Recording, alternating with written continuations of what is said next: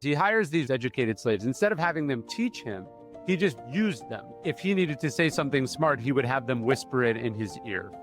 A friend comes up to him and he says, I noticed, you're so smart. He says, well, have you ever thought about taking up wrestling? And the man says, I'm way too old to pick up wrestling. What are you talking about? And the guy says, but your slaves are still young. You think you can outsource wisdom, but you can't outsource wisdom just as you can't outsource exercise.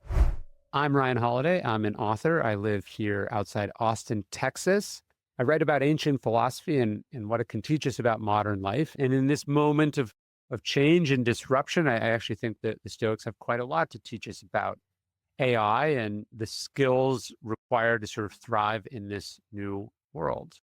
I had written a newsletter a few weeks ago that was more personal than usual. I was basically talking about the premise of AI is kind of more. You can do more work, you can do all this stuff. And I just asked myself the question, just me personally, if I think about what I value, for example, being a father, am I more father? Yeah. In the age of AI, I mean, supposedly I'm able to be more. Am I more of what I value? So I wrote this post and I got a bunch, as you know, in the newsletter business, you get a bunch of interesting replies. And somebody wrote me and said, Stoics have been grappling with this question for thousands of years. And I think it's kind of a fascinating moment to be considering our humanity when, in a sense, the age in which we're living, the opportunity cost of just being an unwired human, in a sense, is higher than ever before, right? Like you can sit down with your family, but the kind of work product that you're sacrificing by not being at the desk, it's like an arms race that we, in a sense, aren't equipped for. It's an unfair fight. Yeah. And so I just thought it'd be really cool to hear your perspective on how do we preserve the things that are uniquely, human for us in this day and age. Does that spark anything for you just right off the bat? The idea of sort of it is interesting, right? When you look at new technology, our sort of first instinct is like, how can this allow me to do more work, to work harder? When not that long ago, the sort of dream of certain kinds of technologies was that it would allow you to work less. They were sort of fantasizing about a 20-hour work week. Like there once was this fantasy that technology would allow us to live in a better world where we weren't so much a slave to our professions. And then the funny thing is when the technologies do come around, we focus on how it makes us better and more effective at what we do, but never in a replacement sense, only in a sense of like doing the same or more than we currently are, which is kind of, I guess it's understandable on one level, but it's sort of tragic on the other because like we have this dream of sort of freedom or autonomy, or we have this sense of what our priorities are, but then when push comes to shove, that's not actually. Do you think that is always true, if I may ask? And I'm asking just because I last week had my first staff member call me up and saying, hey, I'm probably 4 or 5 times more effective with AI. And I go, yeah. And she goes, so I'm starting to take Fridays off. And like, because why would that extra time belong to you and not me? Yeah. And don't you think you might see more of that where people are starting to have that debate on like, this extra resources, who do they belong to?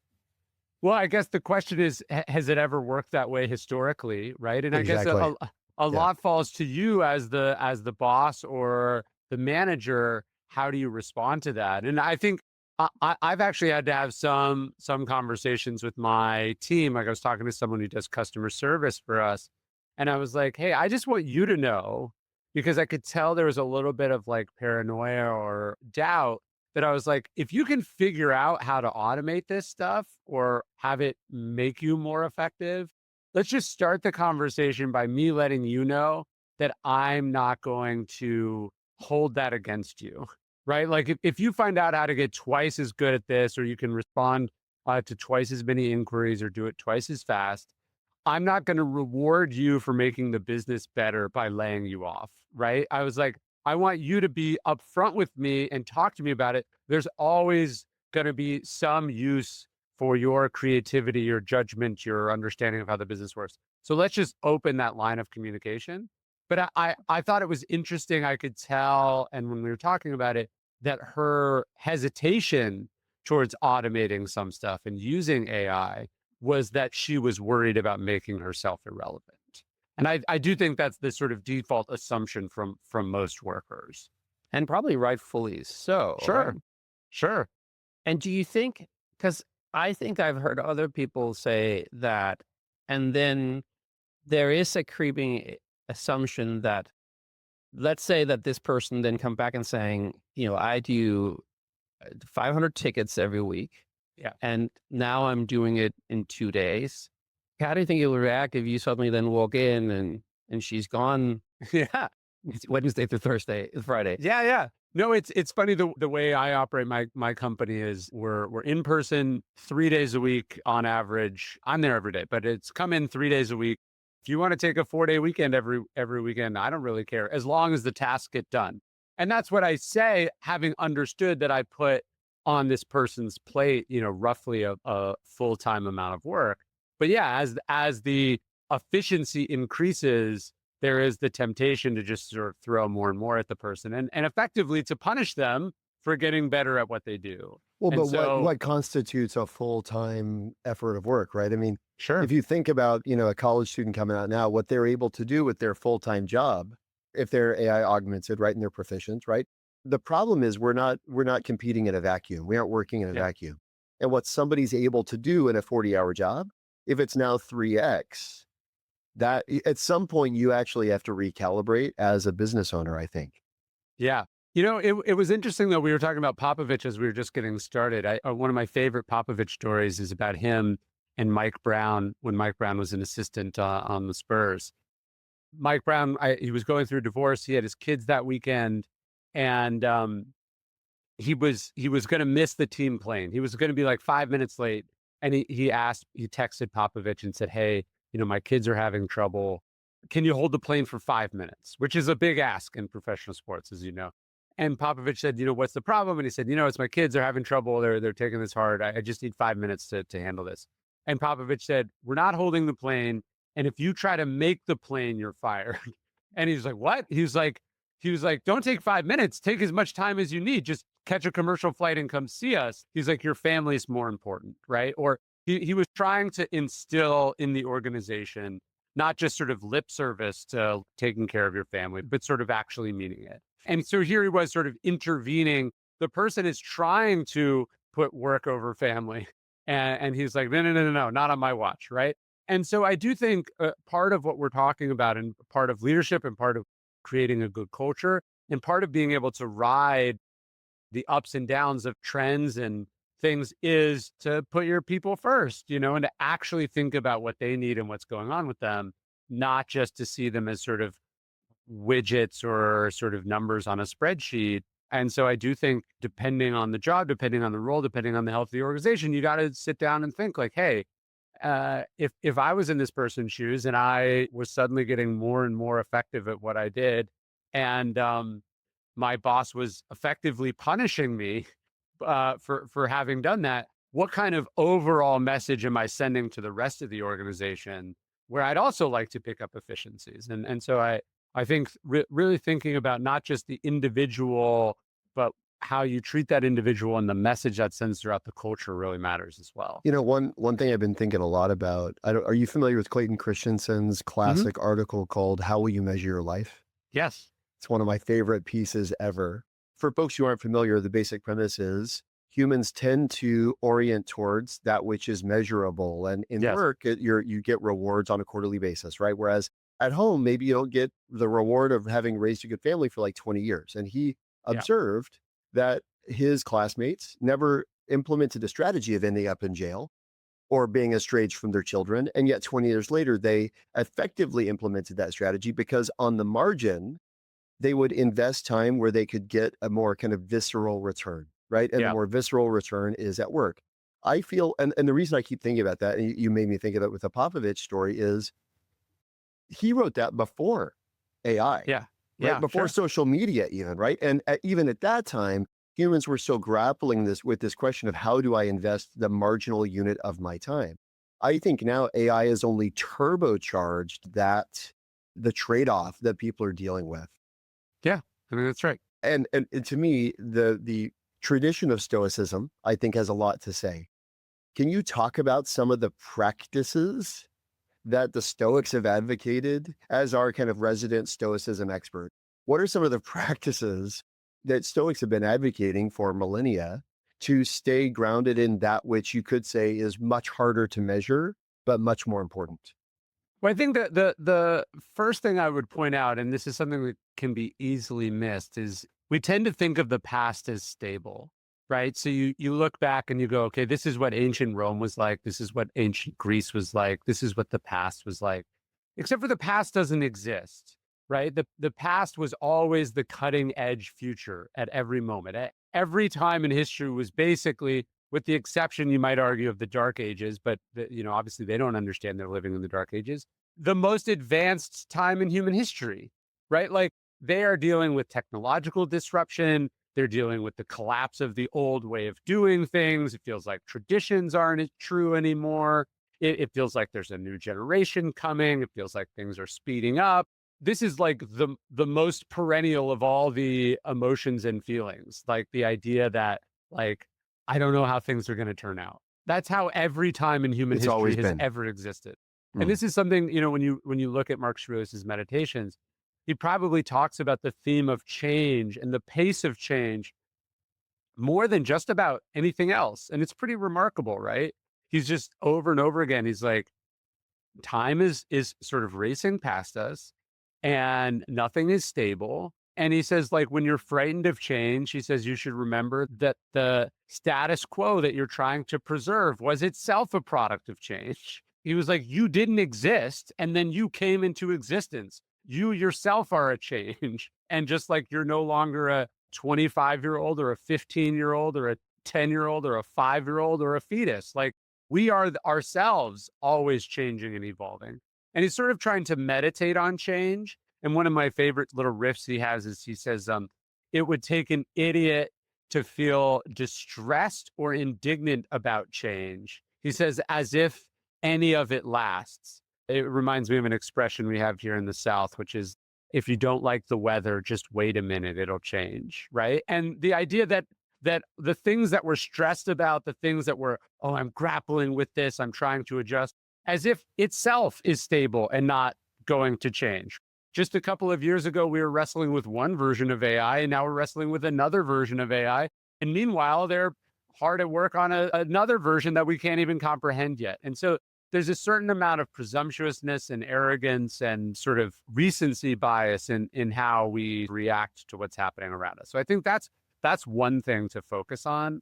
Does that mean that concern is almost just normalized? Is just to put a word on it? It's like it's perfectly normal to be concerned. And now in this moment where maybe AI is kind of hyper present in the media and such, it's just that's what people latch this feeling of general existential concern. They go, well, now I have a name for it.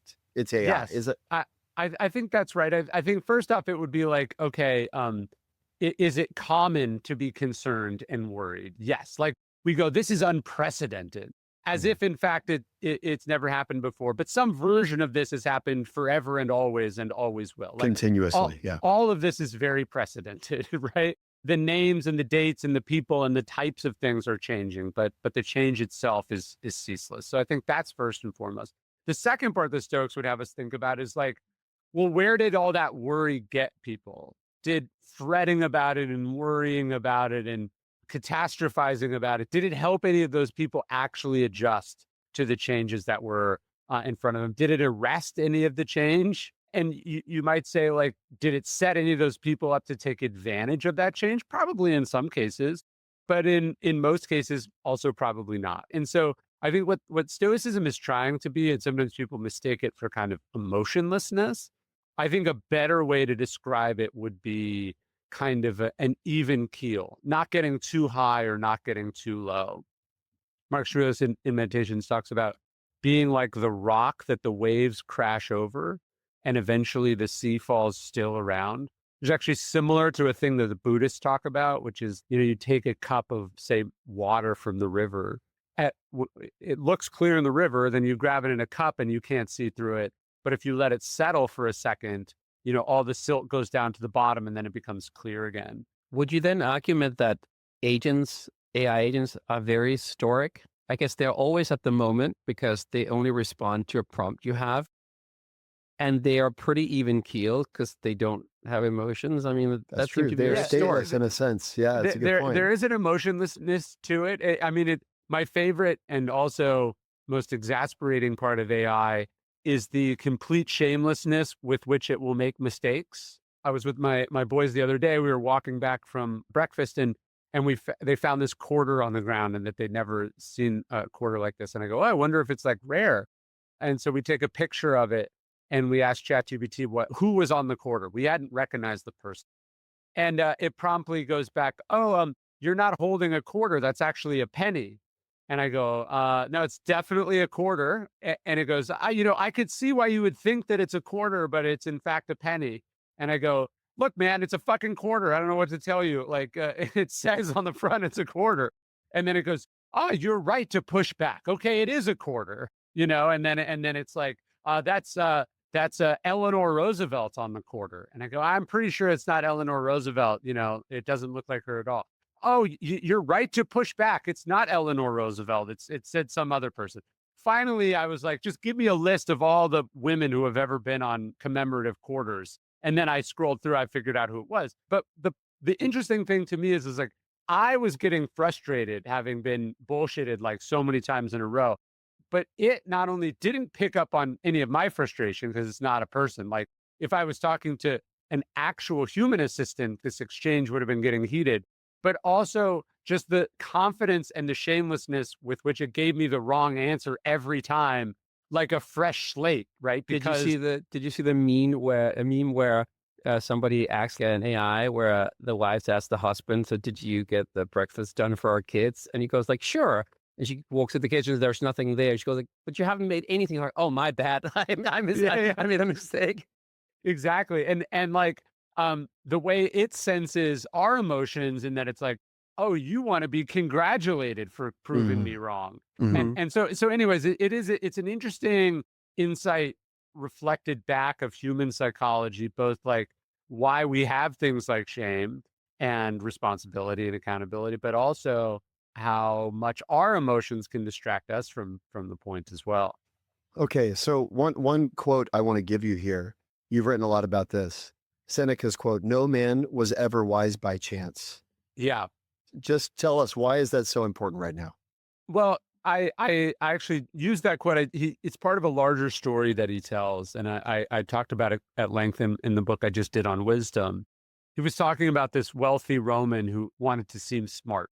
So instead of, doing the reading or going to school or getting tutors, he hires a collection of wealthy slaves. And in Rome, often slaves were captured from other countries, sort of smart people, and then they were used as tutors. So most wealthy Romans would have had slaves as their teachers or freed slaves as their teachers. So anyways, he hires these educated slaves. Instead of having them teach him, he just used them. So if he needed to say something smart, he would have them whisper it in his ear, or he would have them feed him answers like at dinner parties and stuff.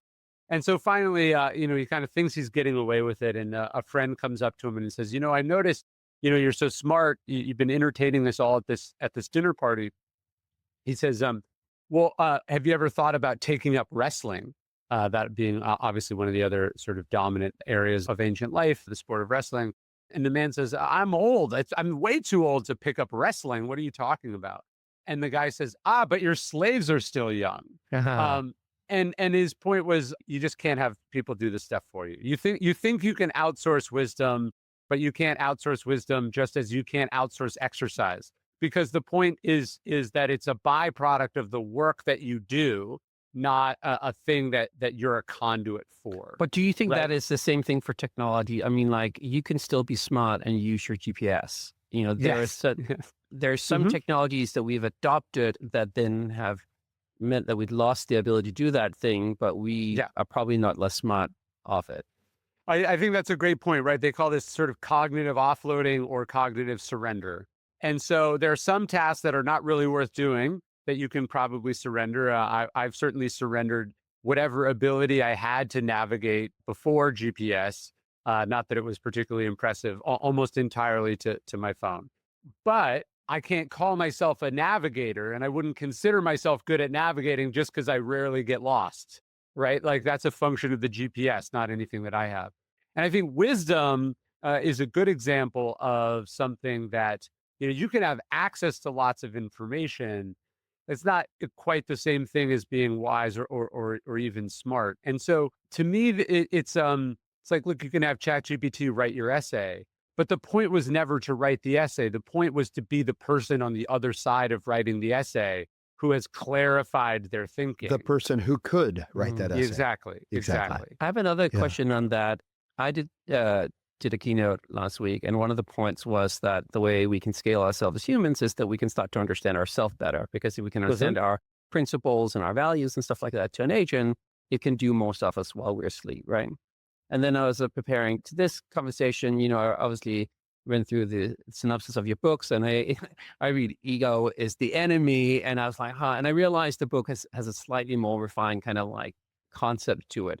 But I was curious on your observation about this idea of the role of the ego and the importance of it in a world where you're now trying to make mini versions of yourself by using AI. Well, I haven't thought about the sort of replication connection to ego, but I will give you an example of where I think ego and AI are really interesting. One of the things you find about ego and egotistical people in real life is how easy they are to manipulate, right? Like, how do you get an egotistical person to do something? You make them think it was their idea, right? Like, they're susceptible to flattery, they're susceptible to bullshit, they're susceptible to wishful thinking. The ego, I would make distinct from confidence. Ego is a vulnerability, right? That most sort of astute observers of other people sort of lock onto very quickly. And so one of the things that I think is interesting, we were just talking about AI and how it tends to tell you what you want to hear, or couch its answers in kind of flattery or enthusiasm as a mask for sort of a bad answer.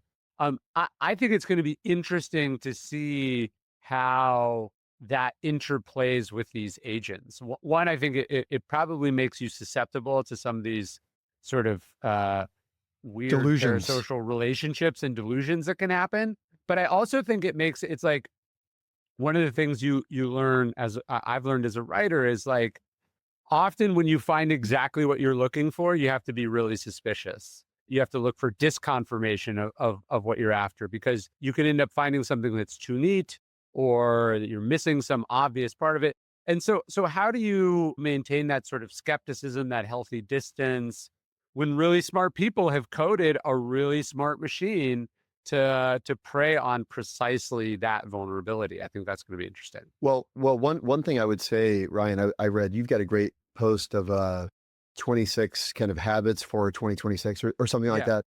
And one thing I was thinking about is, I don't know that you framed them as necessarily anti-AI or opposites AI, but one of the things I thought of is there's actually a number of them which are amplified by AI. For example, embracing contradiction, seeking out people who disagree with you, creating a second brain, assembling a board of directors, all these things, they aren't opposites to AI necessarily. And in fact, they could be augmented or even amplified by AI. For example, give red team this idea, play devil's advocate, poke holes in my thinking. AI is incredibly gifted at that. The problem is the human operator has to be proactively looking for it. You have to want it. Yeah. Like, I think people think like, oh, I can use AI and it'll write for me, right? And I actually find the writing tends not to be very good. But what I do use it for is I'll upload paragraphs and I'll go, tell me what's wrong with this. Tell me how it could be better. Tell me where I have errors. Tell me how it could be shorter. Tell me it could be tighter. Which, by the way, is the same set of prompts that I give my human editor and my research assistants and my friends, right? Yes. Like, it's just, what it really is a way of scaling something that, like, I might hire an external editor on my books. It's not cheap, but it makes the project better. And I can afford to do that. I'm probably not going to hire 5, right? I'm not going to hire 10 external editors. But if you told me that by hiring one, I might get 2 or 3 for free, I'd be interested in that, right? And so I think what AI can allow you to do is scale some of this stuff. Again, you have to have the desire, you have to have the interest, you have to have the openness to it. And there probably is, at this point, it's not currently as good as some of the best people in the world at these things, But But sometimes very you few don't. have access to the very best, right? Very few could afford the Yes, very best. And for most people, the choice isn't between the very best editor and a mediocre one. The choice right. is between no editing whatsoever, right? And Totally. but this I think actually it's emblematic of something I've observed, which is AI tends to amplify the underlying bias, right? So Yeah. one of my obsessions in kind of the problem solving innovation space is this bias of satisficing or being satisfied by that which is good enough, right? Herbert Simon. Hmm. And humans tend to just to settle, right? Which is fine most of the time. But when you're trying to innovate, it's actually that's a problematic cognitive bias. And what AI does is it gets somebody to mediocre much more quickly. And so if you're the kind of person who's going to settle for mediocre, AI is your enemy. However, Yeah. if you're the kind of person who's going to push for exceptional, you've never had a better thought partner than AI, right? Which is to say, it amplifies what's underneath. And I think Sure. with cognitive offloading, I get this question all the time in keynotes. What about cognitive offloading? And to me, what I always say is it's going to make you more of what you want to be. If you want to be lazy, it will help you be far lazier than ever. That'll be But to your me. point, no, you don't, Henrik. You definitely don't. Ryan, to your point, if you want a thorough teardown of where this paragraph sags, it will be more brutal than your most brutal human editor, right? Because in a sense, it's a mirror of your underlying desire. What do you think about that? Yeah, I think that's right. And like, look, if you're going to be satisfied with the first thing that you found from ChatGPT, you're probably the same person who was just satisfied with whatever Google kicked up 5 years ago, right? So Right. whether your base AI answer is better than your base Wikipedia answer, I suppose is interesting, and you could compare them side by side. But basically, the person who's going to settle or takes things at first glance or doesn't question appearances, they're going to be doing this either way, right? Yeah, And exactly. so Yeah. in a way, what's interesting for me, having I started as a research assistant for a great writer, and I watched him, sort of throw out most of what I brought to him because it either it wasn't good enough or he had enough prior knowledge to know, hey, that wasn't accurate. And watching him be so diligent, I worked for this great writer named Robert Greene. Watching him be so exacting and diligent in how it worked obviously shaped me in working for him, and then as a writer, and then it's something I try to implement with the research assistants that I use. And then now, as you bring sort of AI into the toolkit, it's the same thing. It's like, hey, this answer is interesting, but like, show me what it's from. I don't just want this quote. I want to see the context in which the quote is. Oh, okay, actually, it's from a book, and now I'm looking at the book and I trust the author and okay, I'm going to use this. And then it's like, oh, no, this is actually a quote that you just found from A to Z quotes.com and isn't actually real. Or actually, the author, the person saying it meant something very different than what the sort of perverted understanding of it means. So one of the things you just learn is that like the research that people can surface for you or the things that people track down for you, it's really just like the first in a several step process before any of that can actually be used. The funny thing is, like, I know this when I'm researching, I'm writing something about Lincoln or whatever, and I'm very diligent, and then I'm like, hey, I've got this rash, and ChatGPT tells me that it's this. I'm like, okay, that's what it And is, you don't push for the Yeah, level of depth that you did for Abe exactly. Lincoln. Is that what you're saying? There's Yeah, a because you term for don't that, right? know. You don't know what you don't know, right? And there's something, I think it's called the Gale amnesia effect or something like Yes. that, Yes. where you tend to question media coverage about things which you have some level of expertise about, and then you're pretty deferential when it comes to topics you know nothing about. Can I ask on that, as I understand it, Stoics warn against outsourcing judgment, right? And what I think a lot of people now is that they ask ChatGPT, should I do X or Y? Yeah. Yes. What can we learn from the Stoics on becoming better or more comfortable in our own decision making? Yeah, it's a good question. It's actually funny in the opening pages of Meditations. One of the things that Marcus Aurelius acknowledges that he learned from his stepfather, who was his predecessor as the emperor, was his willingness to cede the floor to experts and to listen to them and ask probing questions. Which, again, talking 2,000 years ago, it's interesting how sort of timeless some of the skills can be. But I think judgment is an interesting thing because everyone thinks they have it And then on average, obviously we don't, right? Like most people don't have good judgment. And that's why most people struggle to do things or get themselves into trouble or make bad decisions. And I think even individually, our judgment, we can have great judgment in one area and pretty poor judgment in another. And so, this idea of like, oh, I'm just a very gut-based person. I trust my gut. I'm always interested on like, has that person done the work to have that trust? We'll make these sort of snap decisions, which feels like it's based on a lot of experience or a lot of knowledge. Then you kind of get under the hood and you go, actually, you don't really know anything about this or anything about anything like this. And that deference or that certainty in the judgment is really problematic. By the way, Ryan, you know what we've learned as hosts? We probably only release 75% of the interviews that we have. Oh, because we realize fully probably 1/4 of that, which by the way is a better hitting percentage than most VCs, right? So Sure. I don't mind. But fully 1/4 of the people who get recommended to us, Henrik and I get halfway through the conversation, we go, I'm not sure there's actually a lot of depth here.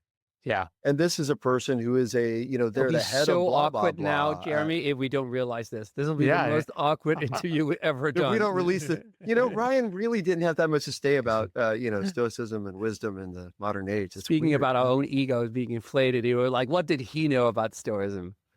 Okay, hang on. One thing I want to get at. I saw you say this the other day, which I thought was great. The essential skill of our time isn't prompt engineering or coding. It is having a finely tuned bullshit detector. Yeah. How does one develop the detection ability? I mean, I wish I could give you a great answer. I do think that is sort of the skill of our time. And it was clearly a skill most people didn't have well before AI. We live in a time of conspiracy theories and misinformation and nonsense and sort of popular delusions of all types. And so to add in there, again, a very savvy sort of technology that is ultimately a consumer product, and consumer products do not want to tell you no, or I'm not sure, or I can't do that. And so you do end up getting these sort of hallucinations or these sort of fudging, hedging answers. And to be able to separate something that seems true or is close to true is going to be really important. I would say though, practically, like, one of the interesting things about AI is because it's not a human and because you can't hurt its feelings, just some simple habits of like, are you sure? Or what's the evidence for that? Or what I heard was X, Y, and Z, right? Just like one of the things I do when I'm messing around with this, I almost not only do I instinctively check all the work, but it doesn't cost anything to make it do it again, right? Like there's a famous story about Kissinger where he asked someone to give him a report, and they give him the report, and he sends it back, and he says, this is wrong, do it better. The guy comes back, the report's tighter, better research, whatever. He says, same thing. No, this is still wrong. I told you to do it better. And then he sends it back, and then the guy sends it. And finally, the third time, he says, okay, now I'm going to read it. Because humans, just like machines, don't always give you everything they've got the first time, right? Wow. And that there's always that's so good. Some room for refinement. So that's kind of one of the things I think about is just there's no cost in me calling bullshit. If I say like, no, that's not right, the worst thing is going to happen is it's going to waste some compute doing it again.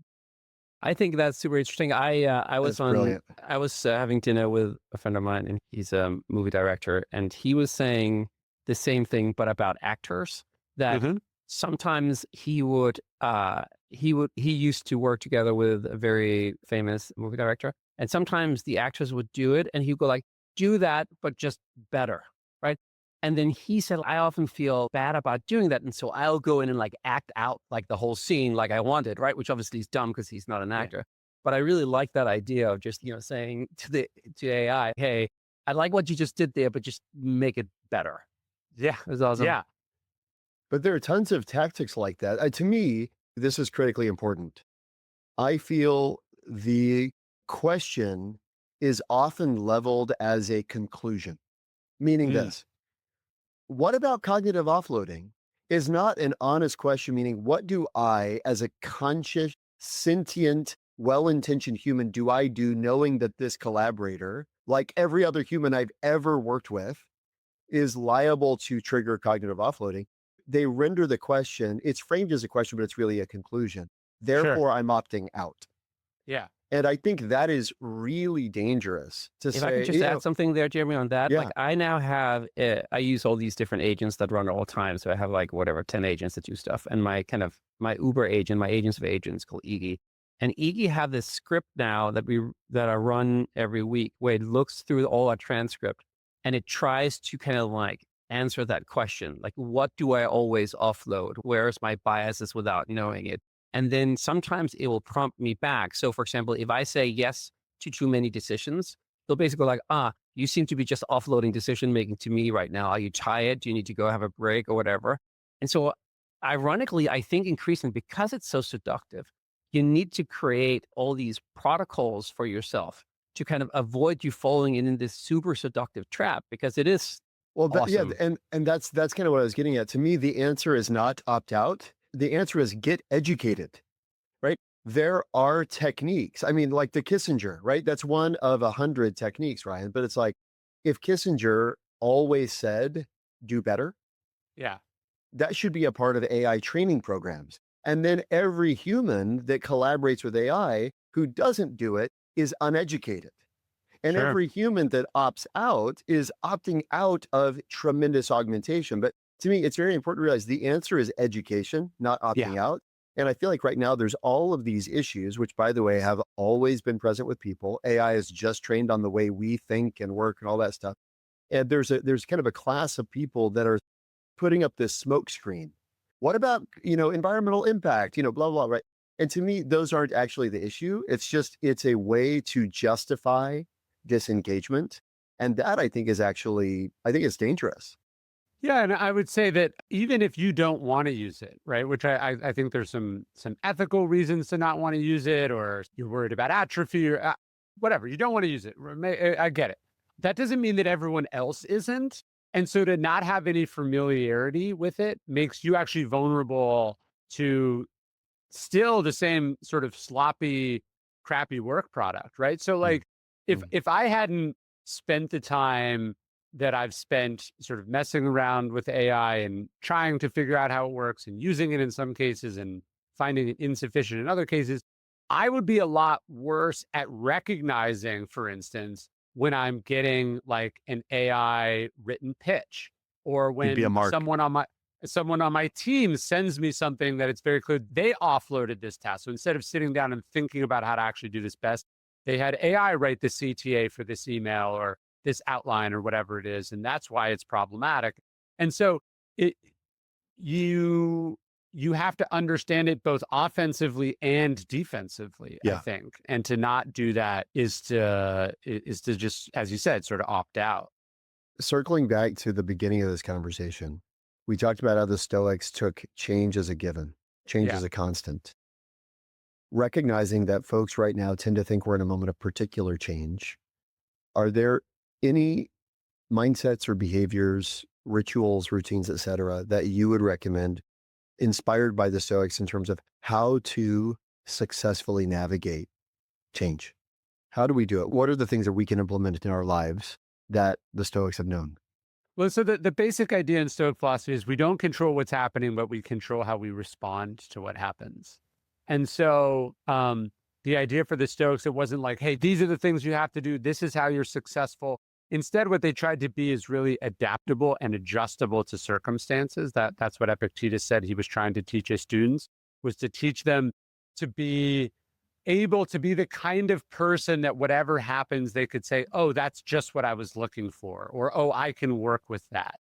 And so I think, thinking again about what are the sort of meta skills, what are the things that aren't going to change, what are the things that are going to remain valuable, even if some of these trend lines continue, that's kind of where I would go as a person, is like, hey, what are the kinds of things that throughout historical moments, throughout moments of flux and change have sort of remained unchanged? And that's probably the kind of, investment I would make. If I can make an add-on to that question. Yeah. If it is about, basically saying there's things I control and the things that I don't control, and what I can change is how I kind of deal with it. But increasingly, isn't AI, it gives you control of a lot, right? Like suddenly you can write the legal brief without being a lawyer. You can ship an app without being an engineer. And so the nicety of being able to say, I am not in control of all this, so therefore I just have to deal with my own emotions. Is that being kind of like degraded now that you are in much more control? You mean almost evasive or like burying your head in the sand? Is that what you're getting at? I don't think the Stoics are saying, hey, just focus on your emotions. Nothing is in your control. I think when you look at the lives of who the Stoics were, from emperors to generals and entrepreneurs and executives, all these people throughout history, they were always high agency people. And so I think, seizing the increased amount of agency that certain technology might offer us doesn't strike me as outside the bounds of Stoicism. I think what they mean is like, hey, you don't control whether you're living in the middle of an AI revolution or not. You do control how you respond to that revolution, whether you decide to learn about it or not, how you deploy it inside your business or your life or not. You decide whether you despair and give up and go, everything's pointless, we're all going to be replaced or not. And so to me, that's what the idea means. It's like most of the macro trends in the world are not up to us, including the weather and the economy and the political situation. We can have little bits of influence here or there on some of those things. But for the most part, the larger macro world is not up to us, but our inner emotions, our actions, our decisions, our priorities, these are all things that are up to us. Can we wrap maybe on this idea of agency? Because I'd love to drill into that. I happen to believe, Henrik and I were having a conversation earlier today, actually. And agency came up as kind of a defining characteristic, not bullshit detection, but agency is right up there and right neck and neck with BS detection. You have kids similar to our kids' age. Henrik and I both have kids as well. One of the things I've been grappling with personally, I'd love to hear your thoughts, are how do we cultivate agency both in ourselves, and how do we cultivate an agentic attitude in our children? You have any thoughts on that? Yeah. One of the things I'm always really impressed with my kids is even if I don't like the thing, like I'm not a big video games person, I'm always impressed at their ability to suddenly be playing a thing or get good at a thing that I certainly didn't tell them anything about. Like the way that they heard about a game from one of their friends and then watched videos about it and then fiddled around in it, and then by trial and error got really good at a thing. So my son he just asked me for this new computer game and we were getting it. And then, he was like, well, how do I do this? And how do I do this? And how do I do this? And I was like, I don't know. And I'm not going to figure it out because I have no interest. I was like, I'm not going to help you with this. But I was like, I know you know how to do this because I've seen you do it before. I didn't teach you how to play Minecraft. And so how do we get good at teaching them how to get good at figuring stuff out? To me, that's the main skill. And that's why one of the reasons I started, sort of messing around with some of these things is like, I wanted it to be a thing that we could do together, but that in the process, they would take away the meta skill of being able to use these tools to figure out how to do things. I think maybe that's a good place to wrap.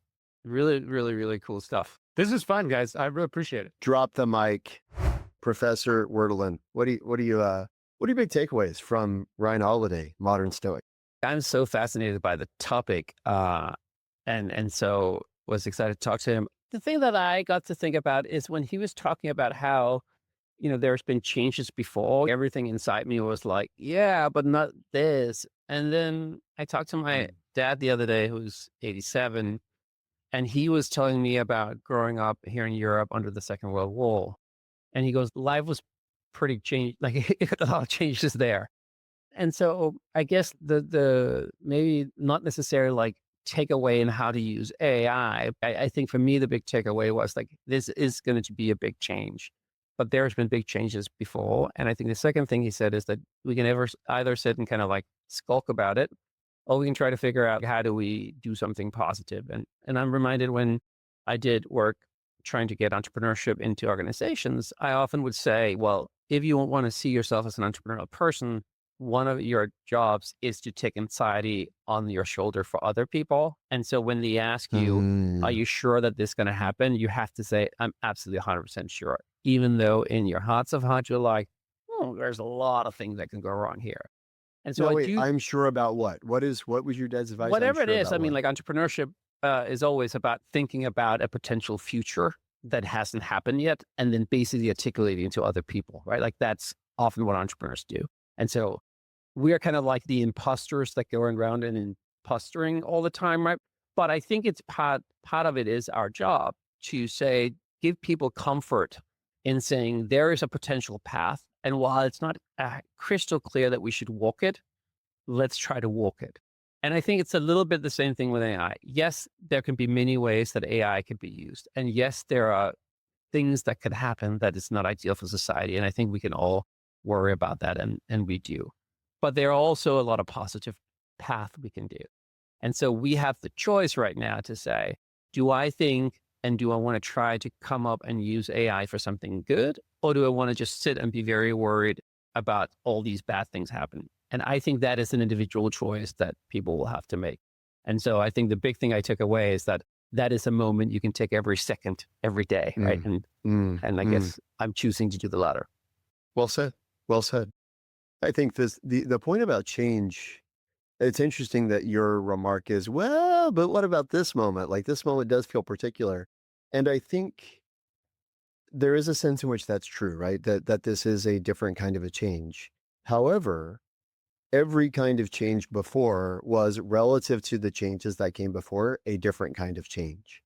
And I find it somewhat uplifting and heartening, the opposite of disheartening. Can you be heartened? I don't know. But the opposite of disheartening, it's somewhat heartening to realize humans have been dealing with this. The future is unknown and uncertain, and there's great upheaval and uncertainty, right? For example, I take the realm of politics. If you think that we're polarized now, and there is data that suggests we're more polarized than ever, yet when you look at newspaper clippings, even going back to the 1800s, 1700s, whatever, there's vitriol there. And it's the most important election in the history of the nation then, right? It's almost like every election is most important because it's the only one that's unknown. And we tend to put excessive valence on this particular unknown. Like, you aren't concerned at all about the deal that you even, not forget the deal you won last year. The deal you lost, you probably don't spend any time thinking about. Why? Because like everything worked out, right? Yeah. But this deal now that's unknown, there's this anxiety, right? So to me, that was it was a little bit of a heartening message. I think that humans have actually been grappling with the question of and the uncertainty of change for quite some time. And to know that there are traditions that have been developed to help humans grapple with that, I think is, as I mentioned at the top, somebody replied to my newsletter saying, the Stoics have been grappling with these questions for a couple thousand years. And that's actually what kind of got us in touch with Ryan. To me, when I got that reply, it was a realization, oh, wait, there are tools for this. Because right now, what's being hyped in the media and everything is, this is unprecedented. There's nothing like it. There's something reassuring about the reminder, oh no, actually people have always been feeling that way. Yeah. And they've gotten through it. I find that uplifting. And also sometimes, I mean, I'm definitely somebody who defaults to worry. So, like the concerns about AI is not lost on me. But then you start to look at some of the stats of different things, right? You look at when ATM was introduced and everybody was worried about the people that work in banks, or when McDonald's introduced their self-serve kiosk. And then you read that basically both of those industries hired more people instead of less afterwards, right? Or same with radiologists now, right? So I think there is like this tendency to worry. And I do think if we look at, I have another person the other day who made the argument that the market, like the financial market, which is like this very, very intelligent machine where everybody pours a ton of money in to basically predict how the future is. Right. And it thinks it's going to be better than it used to be, right? And so there's all these data points that we get that things are probably going to be fine. And then but then you still kind of like worry about it. I guess his point was that it doesn't really matter. We are here today. The weather tomorrow is going to change, but make sure to look at and check out the sun. You know what I haven't studied Stoicism much myself, and so I don't know some of these things, but I was actually, I don't know how we could push the conversation. One thing I find myself wishing for is some more kind of practical, like tangible, like for example, I think one Stoic practice is kind of a daily reflection. Mm. I think that's probably a great idea for all of us, right? I Yeah. think another Stoic practice is something about kind of contemplating your own mortality, recognizing you are going, like the only thing that is certain in your life is that it will end, Yeah. you know, and yet that's probably, we treat, as they say, right? We treat death as if it's uncertain and life as if it's certain, whereas the opposite is true. Life is uncertain and death is certain.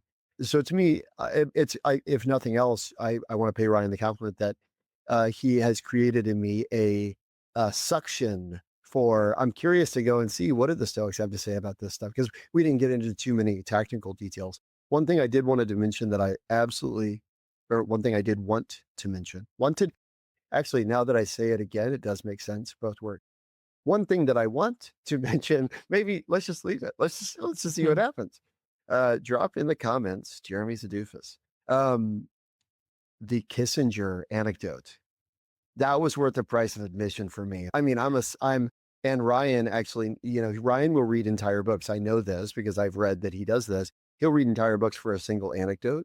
So, and he'll read an 800-page book. So I was sitting in a 1-hour conversation. The Kissinger anecdote is worth the price of admission alone for me. I mean, that is such an exceptional practice for AI, whether he knew it or not. And I would say I don't implement it nearly enough, but if you want the playbook here, if you want to write and maybe just have your AI take dictation for a second, whatever the AI says, say, this is wrong, do better, without reading its response. And then when it comes back, say, this is wrong, do better. And then when it comes back, say, now I'm going to read it for the first time. That's funny. And that to me, it's not, I mean, it is funny, but it's so true. Yeah. It's so true. And do you think technically if you say to an agent, this is wrong, do better, that it would be so ready to please you that it might actually go the wrong way because you're wrong it? Maybe what I would say is not this is wrong, because I agree it might go the opposite direction, which could be interesting. But what I would say is it feels like you didn't exert sufficient effort and thoughtfulness to do an exceptional job here. Do better. I think you can do better. Or even I've heard actually a lot of people in our friend group say things like, I think you can do better and AI does better, right? Yeah. But that, I would say I've known about that as a tactic, but I haven't incorporated it into kind of my standard practice. And granted, what does it cost? It costs basically, it's only tokens. It's only, and to environmentalists, perhaps that's not zero, but meaning it's, to a human, it's another 2 weeks of work. To an AI, it's literally another 15 seconds. And if you can actually improve the output on the proportion of 2 more weeks of work for 10 more seconds, and the only thing that's keeping you from getting that better work output is having the instinct of Henry Kissinger to tell the AI you think it can do better. As Steve Jobs used to do, have you heard this? I read this in Isaacson's book. He would often say, when he had an audacious goal, he would often tell someone, he'd look them in the eye and he'd say, don't be afraid. I now have like a lot of people sitting listening to the podcast just shouting us, do better. So like, that's where I'm going. Maybe we should end it there. And then if people send us an email with do better, we will send them a book. Isn't that like, that's hysterical? Well, hang on. There's one other thing that I want to call out just while we're rattling through, rattling through kind of, there is maybe just like to a hammer, everything's a nail, maybe to a professor, everything's a, education problem. This became clear to me this week when, again, for the 1,000th time, somebody asked me in a session, I'm in a room of 400 people, and there's a 10-minute Q&A, and 5 minutes are devoted to what about cognitive offloading?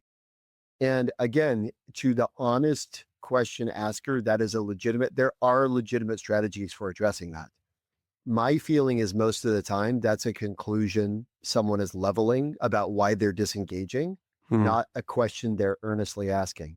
And I think it's at the very least, it's a good kind of personal check. I mean, it's probably impossible that anybody listening to our show is in the one camp, but it is worthwhile for folks to realize, listeners to our show are probably the evangelist in their company.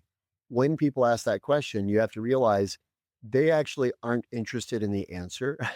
they're telling you, or your approach will change. Maybe the way you engage with that person is going to change when you realize what's actually going on is not they need tactics. It's a different mindset. I'll leave it at that.